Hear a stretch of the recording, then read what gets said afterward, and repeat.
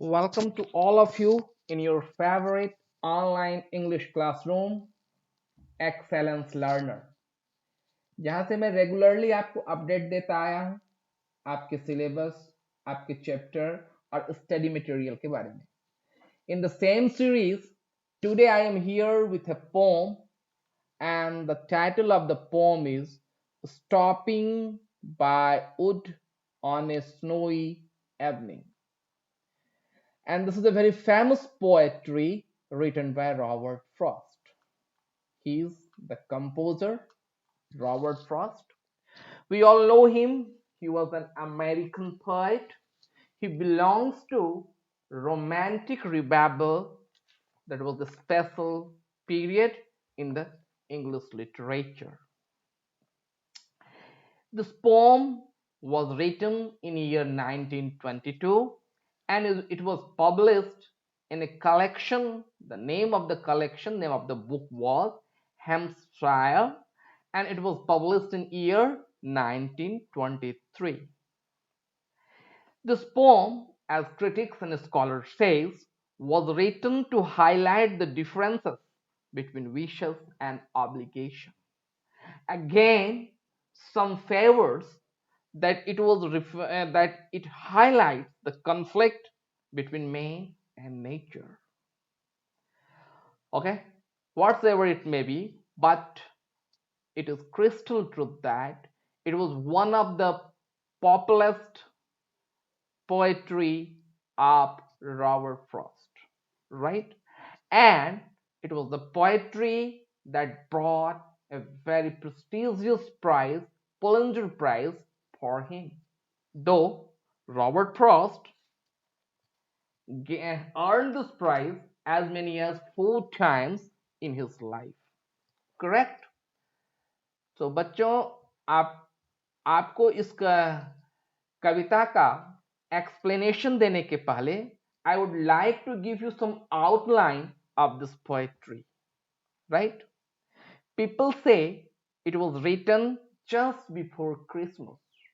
Christmas के ठीक पहले यह कविता लिखी गई थी, and unfortunately that time Robert Frost was in financial crisis. His life was full of crisis that time, और उस दिन क्रिसमस के लिए अपने बच्चों को गिफ्ट देने के लिए और कुछ घरेलू सामान को खरीदने के लिए इनके पास पैसे नहीं थे. So he visited to the nearby city to sell some eggs. कुछ अंडा को बेचने के लिए वे अपने निकटतम जो उनका टाउन था, जो सिटी था, वहां वे गए. But unfortunately his visit was unsuccessful. He was not able to earn money that time, and when he was coming back through a forest, through a wood, that time he got an inspiration to compose this poetry. Correct? और इस poetry के बारे में Robert Frost कहा करते थे कि उन्होंने सिंगल सिटिंग, एक ही सिटिंग में इस पोएट्री को लिख डाला था, एक ही रात में, राइट? अगर इस पोएट्री को आप डीपली देखेंगे तो इस पोएट्री में टोटल 108 वर्ड्स का यूज किया है. The poetry has 4 stanzas. Every stanza has 4 lines, so we have as many as 60 lines in the entire poetry, and total 108 words.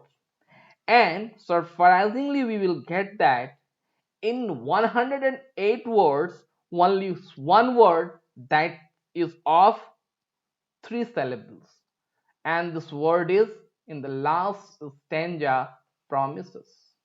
It is of 3 syllables, promises, and most of the words are of monosyllable, means single syllable, and they are in number 88, whereas 19 words are in entire poetry that has 2 syllables.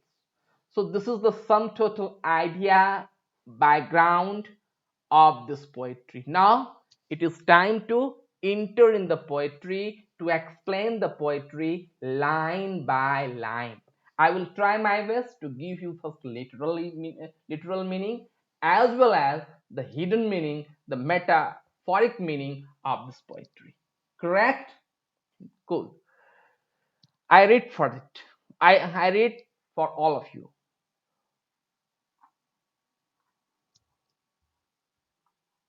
Whose woods these are, I think I know. His house is in village though. He will not see me stopping here to watch this wood fill up with snow. कवि कह रहा है whose woods are I think I know. यह किसकी जंगल है, मैं जैसे समझ रहा हूं कि मैं उसे जानता हूं. So the poet wants to say that he knows the owner of this forest, owner of this wood. Where he lives, his house is in the village, though. He says the owner of this village, sorry, this wood lives in a village. He will not see me stopping here, क्योंकि वह जंगल में रुक रहा है. So he says, as the owner lives in a village, so he will not see him stopping here. यहाँ रुकते हुए उसे नहीं देख पाएगा. और क्या नहीं देख पाएगा? To watch this his wood fill up with snow. That time there was snow falling, and उन्होंने क्या कहा कि उनका जो जंगल है वो स्नो से भरा जा रहा है, स्नो से पटा जा रहा है. यह नहीं देख पाएगा. कौन? The owner of the wood. Why? Because he is not there. He is in a village, and perhaps the name of the village is Franconia. Franconia was a village of Robert Frost. इसलिए critics और scholar का कहना है कि यहाँ पर जो village आया है शायद यह विलेज हिंट्स करता है village of Frost, means Robert Frost, and the name of the village was Franconia. Correct? Let's proceed into the next stanza. My little horse must think it queer to stop without a farmhouse near, between the wood and frozen lake, the darkest evening of the year. My little horse must think it queer. Queer means strange, विचित्र, right? So he says कि उनका जो घोड़ा है उसे कुछ विचित्र लग रहा होगा. His horse was thinking it was something strange, full of peculiar events. क्यों? To stop without a farmhouse near, क्योंकि जहां वो रुक रहे हैं वहां पर कोई फार्म हाउस नहीं है. This was not a place where anyone can stay night. So knowing this matter, his horse was in surprise. आश्चर्यचकित है वह. Between woods and frozen lake, the darkest evening of the year. वह उनके पूरे year का darkest event था, darkest evening था. इसके माध्यम से ये एक्सटेंडेड मेटाफोर का यूज किया है इस लाइन में कवि ने. कवि कहना चाहता है that day he was fail to earn the money and he has to purchase some gifts, some other stuffs for his children, for his family, and he was fail. So it was the darkest evening of the year. उन्हें लग रहा है कि उनकी उस वर्ष की यह सबसे खराब दिन है. That is the darkest year. Correct? Now let's see in the next stanza. he gives his harness bell a shake. shake means हिलना. हार्नेस बेल घोड़े का जो लिवादा होता है उसे जो पहनाया जाता है उसमें जो घंटियां लगी रहती है तो ये हार्नेस बेल है. To ask if there is some mistake, the only other sound is the sweep of easy wind and dawny fleck.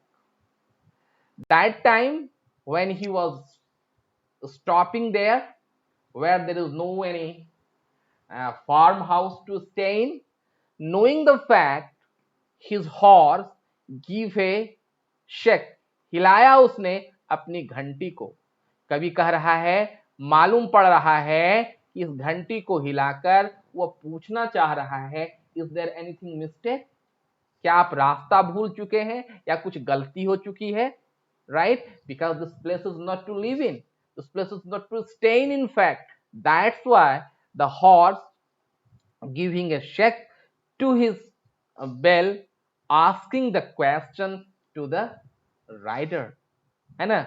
और उस समय इतनी स्तब्धता थी, all where there is the abode of silence, abode of tranquility, abode of peace, that only one sound other than this bell, इस bell के अलावा दूसरी आवाज जो वहां पर सुनाई पड़ रही है वह क्या है? The easy wind and downy flake, हवा की सनसनाहट, और उस सनसनाहट के साथ बर्फ के जो टुकड़े गिर रहे हैं, फ्लैग मतलब टुकड़ा, जो बर्फ के जो टुकड़े गिर रहे हैं उसकी आवाज वहां पर सुनाई पड़ रही है, क्योंकि चारों ओर स्तब्धता है, there is no any human beings except him there, correct? आगे, the woods are lovely, dark and deep, but I have promises to keep and miles to go before I sleep, miles to go before I sleep. Students, this final stanza really very much full of inspiration. I like this stanza myself very much. क्या कह रहा है इसमें? The woods are lovely, dark and deep, because he belongs to the period of romantic revival, and that time poet were, I mean, used to write poetry on the theme of, on the subject of nature. So he has love to see the beauty of nature. He was totally mesmerized having seen the beauty of nature that time in wood, but at the same time his obligation reminds him. उन्हें सुंदरता को, प्रकृति की सुंदरता को देखकर मंत्र मुग्ध है पोएट, लेकिन उसी समय उसे अपना ऑब्लिगेशन भी याद पड़ रहा है, और अपने ऑब्लिगेशन को याद कर वह क्या कहता है? नहीं, मुझे रुकना नहीं है, मुझे तो मीलों चलना है अभी, I have to cover a long distance before sleep. Sleep भी यहाँ पर एक्सटेंडेड मेटाफोर है, that is symbolic word of death, right? So कवि कह रहा है, really this would is very lovely. I am spellbound to see the beauty of this wood, but oh my God, at the same time, my obligation reminds me, and it propels me to go ahead without taking any stoppage, because he has to perform lot before final sleep.